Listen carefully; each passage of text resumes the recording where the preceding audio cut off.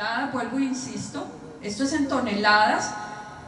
Nosotros importamos una quinta parte de lo que exportamos, y si le metemos pesos a eso, tengo las gráficas, las puedo dejar después, que no sé, al copiar no las dejé, me di cuenta ahora. Si las cambiamos, el déficit biofísico es enorme, o sea, nosotros tenemos que exportar 5 veces para importar una quinta parte de lo que exportamos, o sea, 5 veces para importar una parte.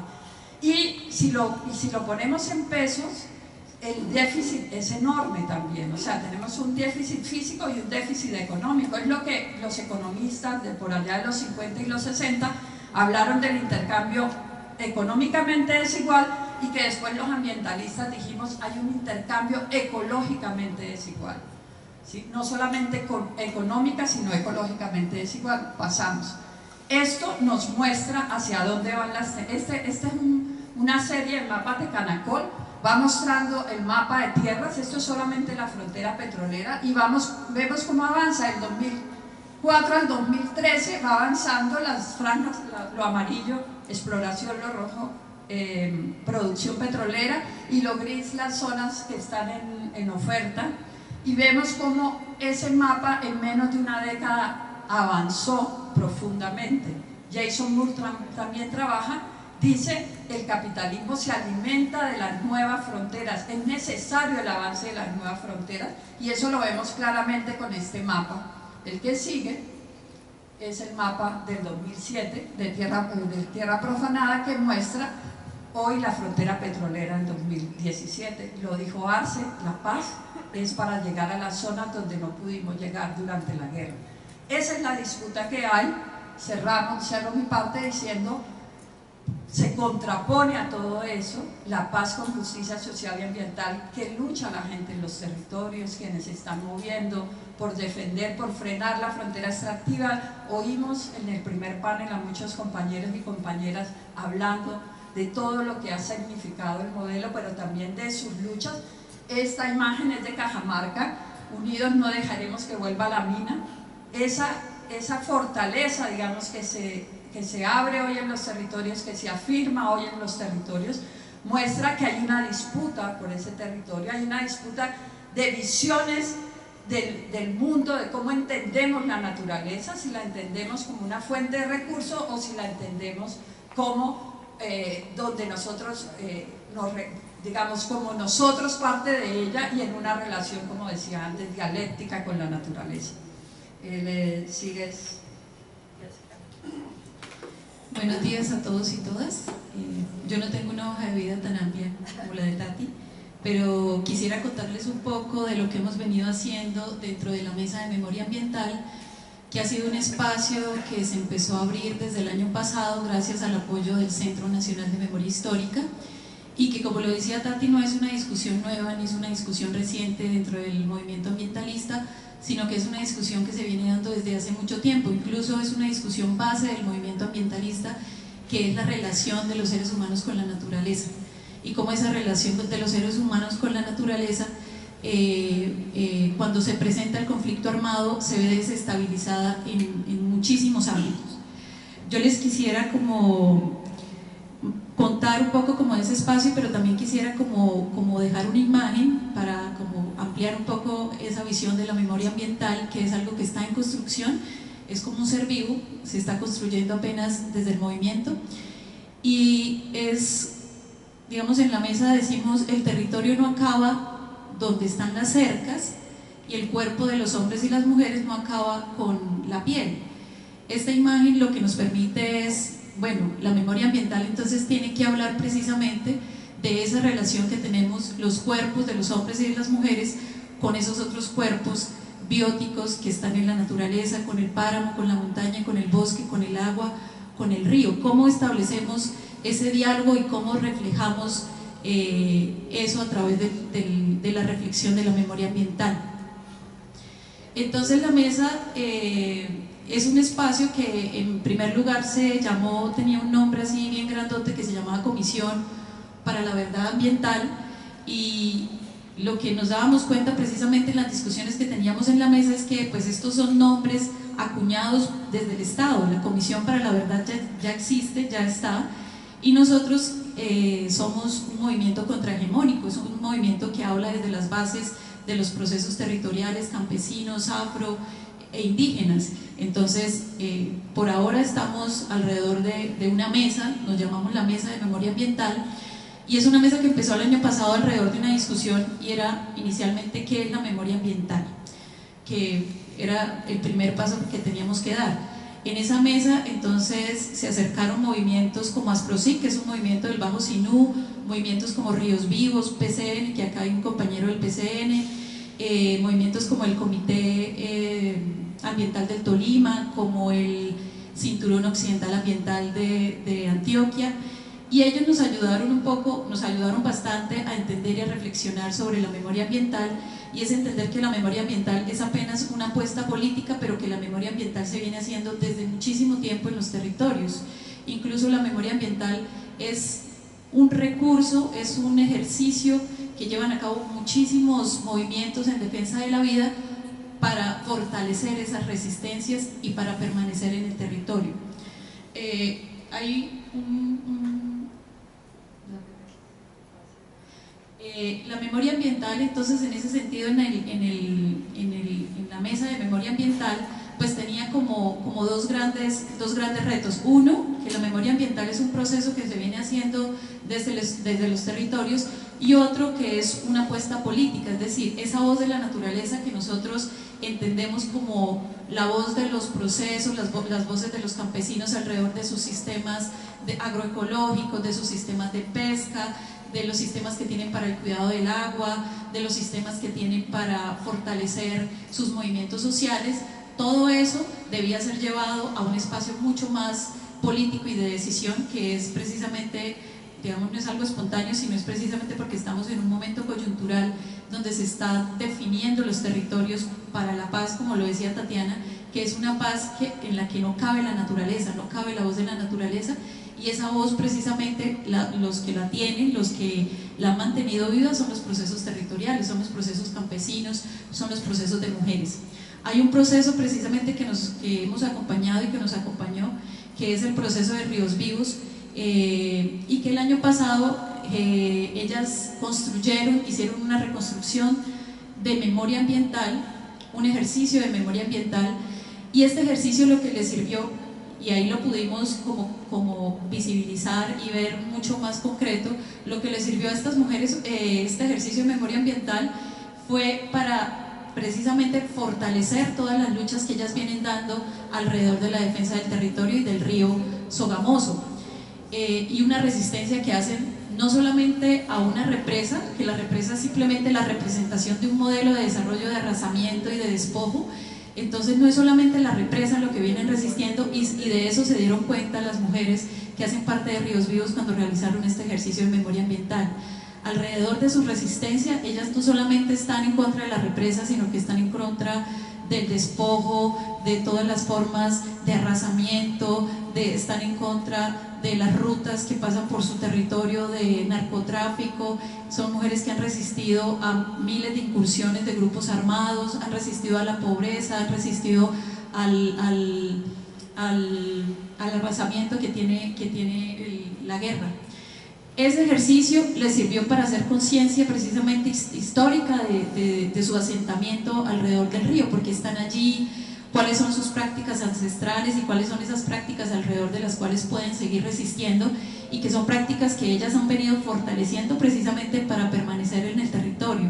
Entonces no es solamente lo que nos damos cuenta dentro de las discusiones y reflexiones que tenemos en la mesa, no es solamente una resistencia a una empresa, no es solamente una resistencia a cierto modo de arrasamiento, sino que es una resistencia a un modelo de desarrollo y de civilización al cual nos tienen abocados los diferentes, el Estado colombiano. Entonces, más adelante en la mesa de memoria lo que hemos hecho es hacer una reflexión mucho más profunda sobre la memoria ambiental, porque esto no solamente es una apuesta política, sino es una apuesta también reflexiva y, si se quiere, teórica. Y precisamente a finales de este mes, a finales de este año, estaremos lanzando un texto desde Sensat, que es una reflexión que recoge muchísimas de las discusiones que hemos tenido en la mesa, que es un texto que lo que intenta es proponer la memoria ambiental como un eje que va a articular las diferentes luchas y defensas territoriales que tienen los procesos en el país, porque hay muchas luchas, las luchas en defensa del agua, las luchas en defensa del territorio, las luchas en resistencia a la minería, y la memoria ambiental lo que intenta es unir todas estas luchas y tratarlas de engranar alrededor de una misma resistencia, que es la resistencia al modelo de desarrollo que está arrasando en el país. Este año la Mesa de Memoria Ambiental lo que ha hecho es trabajar alrededor de unos criterios que van a articular como el eje de trabajo que hemos hecho, y también trabajamos alrededor de unos casos emblemáticos. Como les decía, la resistencia no es solamente ante una empresa o ante un modelo, es ante un modelo. Entonces los casos han sido definidos por el territorio. Tenemos dos casos, uno es el caso Macizo Colombiano y otro es el caso Catatumbo. Hace 2 semanas aproximadamente tuvimos el primer encuentro nacional de memoria ambiental precisamente en el Macizo, en el municipio de Almaguer, Cauca, donde nos dábamos cuenta que los procesos territoriales siguen resistiendo alrededor de esas prácticas ancestrales y siguen fortaleciendo esas prácticas ancestrales como única manera de permanecer en el territorio, de resistir en el territorio al modelo que los quiere despojar de esos espacios. Esos ejercicios de memoria ambiental lo que han hecho es develar la complejidad territorial, una complejidad territorial atravesada por el conflicto armado. Y bueno, nosotros finalmente desde el movimiento ambiental queremos decir que la paz y la voz de la naturaleza lo que va a hacer es agudizar las violencias, agudizar el conflicto armado y los despojos, y la voz de la naturaleza solo se concreta a través de esas prácticas ancestrales y a través de esas formas de relacionarse con la vida y de su resistencia, y esa es la única manera en que la naturaleza sigue viva.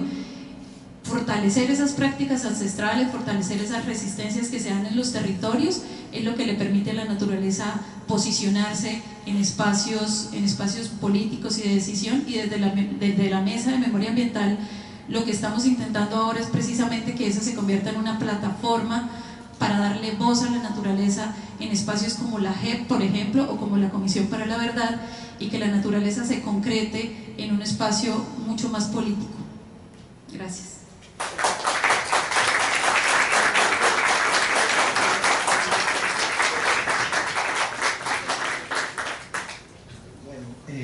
Estamos en este momento terminando la fase de extractivismo y paz ambiental.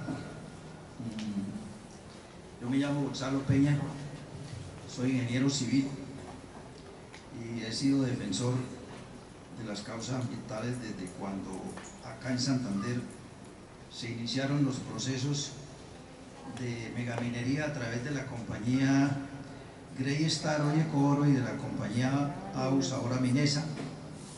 Quería solamente tocar un puntico que es importante que lo conozcamos y que las mineras desafortunadamente lo han tenido oculto. ¿Cuál es el punto? El punto es esencialmente que desde 1910 en la zona de California y Betas y Suratá, donde se quiere hacer minería, existe evidencias de la existencia de uranio. Y a lo largo de todo este tiempo se han hecho diversos estudios. Por ejemplo, hay un estudio de la OLADE. La OLADE es Organización Latinoamericana de Energía, que se reunió en Chihuahua, México en 1980, y la parte colombiana manifestó que la zona más rica en mineral de uranio en el país era California. En los años 60 hubo japoneses trabajando allí. Se creó una compañía que se llamaba Coluranio, que trabajó en la zona de California, y también hubo afloramientos evidenciados en Zapatoca y en Chima y Contratación. Pero eso se acabó. De la noche a la mañana Coluranio desapareció del escenario, lo mismo que el Instituto de Asuntos Nucleares. Pero vamos al punto. Se considera Greenpeace, que ha hecho unos trabajos muy importantes sobre los trabajos de explotación de uranio en la Argentina, que una mina es rica cuando tiene un potencial de uranio 238, que es el que más abunda en la naturaleza, y que tiene una vida media de 4.500 millones de años, que es más o menos el tiempo que se calcula que tiene la Tierra desde que ya se comenzó a enfriar. Entonces resulta que en este momento, pasado ese tiempo, suponiendo que hubiese 50.000 millones de toneladas de uranio, bueno, es demasiado, digamos que 10.000 toneladas de uranio, en este momento la mitad de todo ese material se convirtió en plomo 206, que es el elemento estable. Pero a lo largo de todo ese tiempo se sigue presentando las transformaciones normales que tiene este elemento, que es radioactivo, que es tóxico, que es definitivamente peligroso. El punto es que este ingeniero colombiano que estuvo en Chihuahua habló de que el tenor de uranio que había en California, específicamente en el sector conocido como la mina de San Celestino, era entre 0,2 y 2% de uranio 238. Eso equivale a un potencial entre 2.000 y 20.000 gramos. O sea, 10 veces más del máximo que el promedio mundial de las minas que se están explotando en Canadá, en Uzbekistán, en Sudáfrica, en Australia. Entonces, ¿qué es lo que han hecho las mineras? La Greystar en su momento dijo que había 39 gramos por tonelada.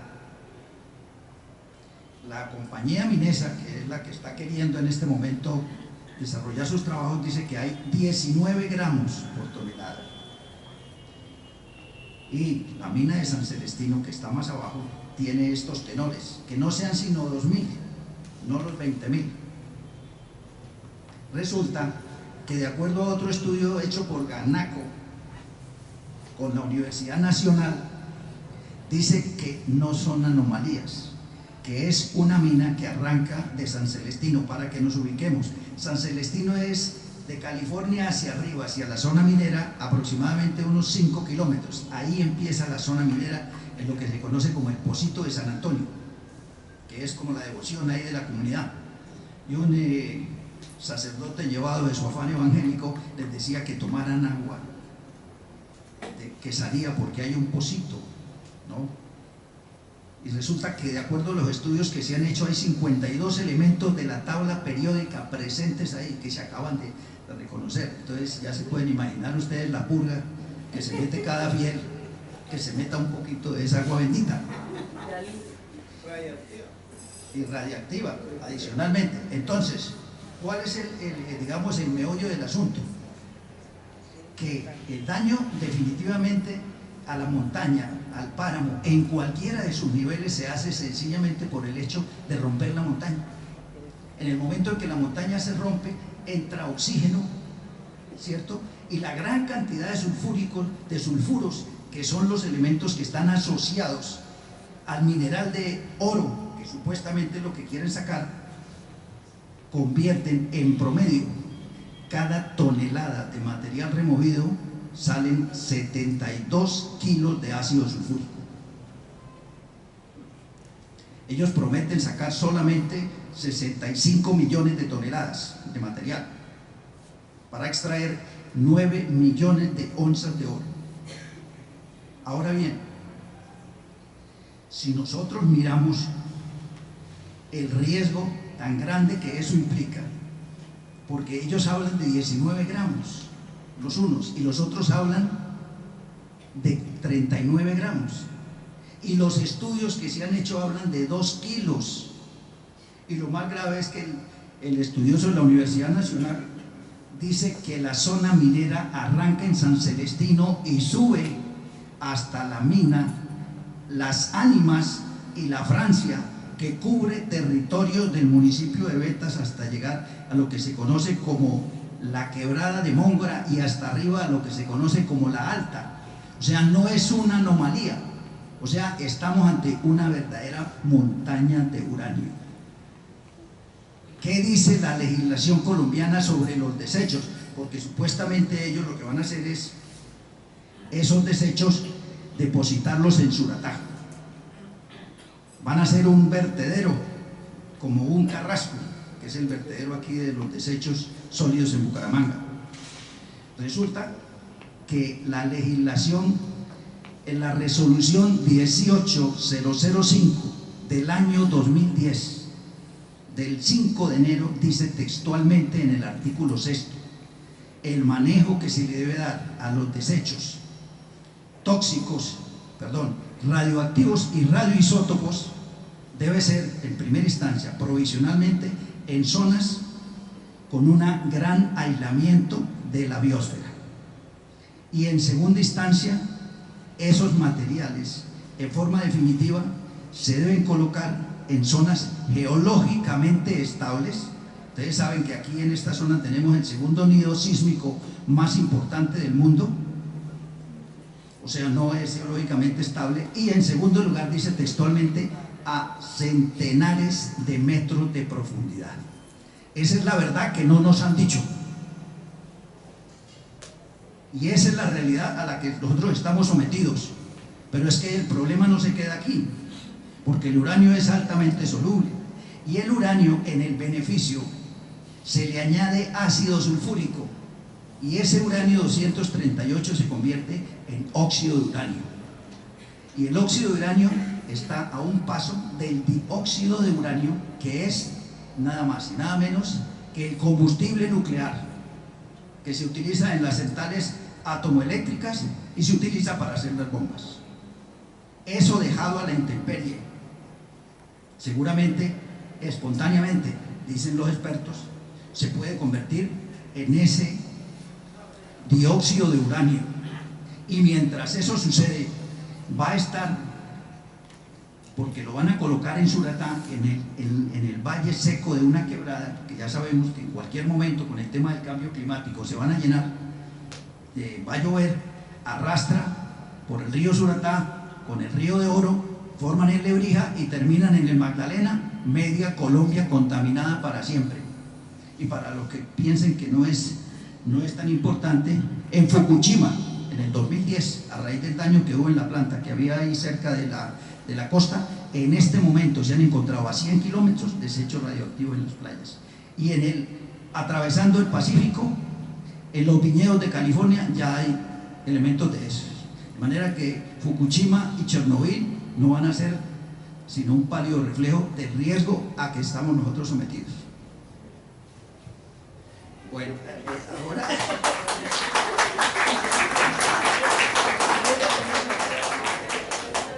es un aperitivo ahí para el almuerzo. Estamos vivos de milagro.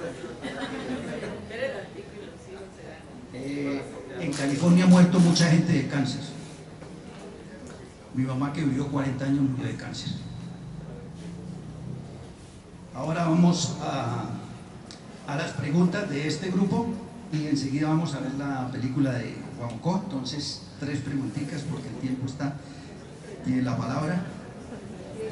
Yo le quería preguntar a Tatiana y a la compañera antropóloga Jessica, por ejemplo, en el caso de esa memoria histórica, pues más que preguntar es como decirles que nunca olvidemos que la Red Nacional de Páramos y Bosques Altoandinos forma parte de esa memoria histórica, que es un proceso que no nace en el seno del gobierno, es hace muchos años en medio de indígenas y pues como de los patriarcas del ambientalismo en Colombia, como Gonzalo Palomino y otros.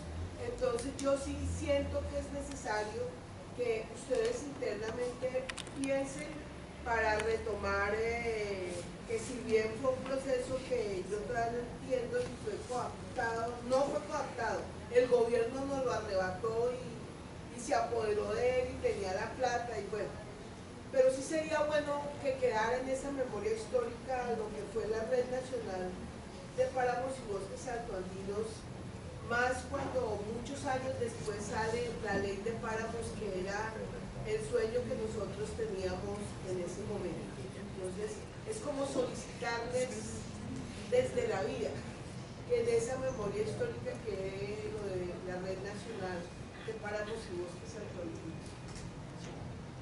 Mira, para responderte,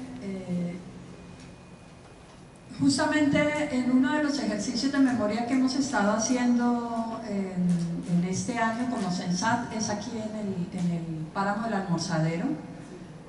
Para los que no saben, el páramo del Almorzadero es una de las experiencias de resistencia más fuertes que ha habido contra la minería. Llevan 30 años parando un proyecto carbonero en el páramo, en este páramo, y digamos de las cosas más bellas que hemos encontrado es ver cómo de esos procesos, allá se hizo la 4ª conferencia de páramos. También para que sepamos que hace 1 año y medio se hizo la 6ª conferencia de páramos en Fusagasugá, en Pasca, al lado de Fusagasugá. Y retomo, entonces, una de las cosas más bellas que encontramos es que muchos de estos procesos que uno a veces cree, no, esto quedó por allá, no, eso no queda por allá, eso está muy vivo, la memoria justamente ayuda a eso. Allá en este momento hay, por una parte, una cantidad de experiencias bellísimas, entre otras de mujeres, pero también está toda digamos, uno de los sitios donde más fuerte ha sido la lucha contra la delimitación de páramos es en toda esa región de García Rovira. Entonces está viva, está presente. Cuando nadie hablaba de páramos, la Red Nacional de Páramos estaba posicionando el tema de páramos. Y yo creo que hay otra cosa que es muy bella de toda esa experiencia, es que los campesinos han ido a los eventos que hacen las instituciones oficiales y en las noches hacen su propio encuentro de páramos. Se llaman el encuentro nocturno de los campesinos, el encuentro real, digamos, de los campesinos y las campesinas que defienden los páramos. O sea, también la gente se adapta, se mimetiza, pero se mantiene muy viva y muy presente en sus procesos de resistencia y tiene muy claro para dónde va. Gracias, Tatiana. ¿Otra pregunta? Bueno, así. Sí, no, es más una pequeña intervención ahí pensando en lo incompleto que quedó el pedacito de parte en lo que tiene que ver con la implementación y que pega con el tema de extractivismo. Un comentario creo que se hacía allí, no recuerdo si fue por el profe Estefan, que es real y se ha manifestado en muchos espacios, es que pues el interés, y eso está clarísimo, que el interés por parte de las empresas o por parte del gobierno o quienes firmaron por esa parte el acuerdo final para la terminación del conflicto y la construcción de la paz estable y duradera. Agradezco que haya mencionado que es la terminación del conflicto y la construcción de la paz, no es el acuerdo de paz, ¿cierto? Y es que es como la responsabilidad que tenemos nosotros como sociedad de entender que este acuerdo nos abre unas puertas que teníamos cerradas, tanto mentalmente el movimiento social colombiano creyendo que la responsabilidad de protección ambiental en las zonas que no eran accesibles para el gobierno estaba a cargo de la insurgencia. El entender que esa responsabilidad la tenemos es nosotros como sociedad, la tenemos nosotros como movimiento social, como movimientos agrarios, étnicos y multiculturales. Esa es una responsabilidad que debemos asumir, por un lado. Y por eso creo que es fundamental el compromiso que debemos tener, sobre todo desde los ámbitos organizativos, y la necesidad de las alianzas con las instituciones y con las entidades para hacer que la implementación, lo que hay allí, se haga efectivo, que funcione. El compromiso nuestro está plasmado en nuestra participación en todos los espacios que se han creado desde el acuerdo final, especialmente para el punto 1 y el punto 4, porque la idea que tenemos nosotros es que si el gobierno no cumple, que es lo que hemos venido repitiendo todos los 2 días, nosotros vamos a hacer que se cumpla desde nosotros, desde donde podamos, desde nuestros alcances. ¿Por qué? Porque es que la paz no es de los actores de un conflicto, la paz es de la sociedad colombiana, y eso debemos tratar de seguir resaltándolo en todos estos escenarios, especialmente los académicos, porque estos académicos son los que llegan a la sociedad, al mundo grande de la sociedad citadina, que es la gran preocupación que queda en el aire, y es que como que esto está como muy terrible, y sí es muy terrible, pero ojalá partamos de lo que hemos avanzado para poder aprovechar lo poquito que hemos hecho.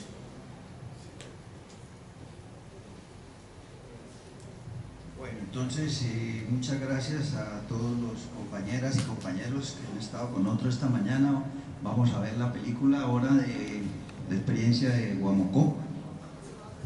Muy rápidamente, el documental es Memorias de Huamoco, Mirire y Conflicto Armado, tiene una duración de 30 minutos y es selección oficial de la Muestra Internacional del Documental de Bogotá, MITBO 2018, al lado de trabajos como el de Rubén Mendoza, señorita María Lopalda de la Montaña.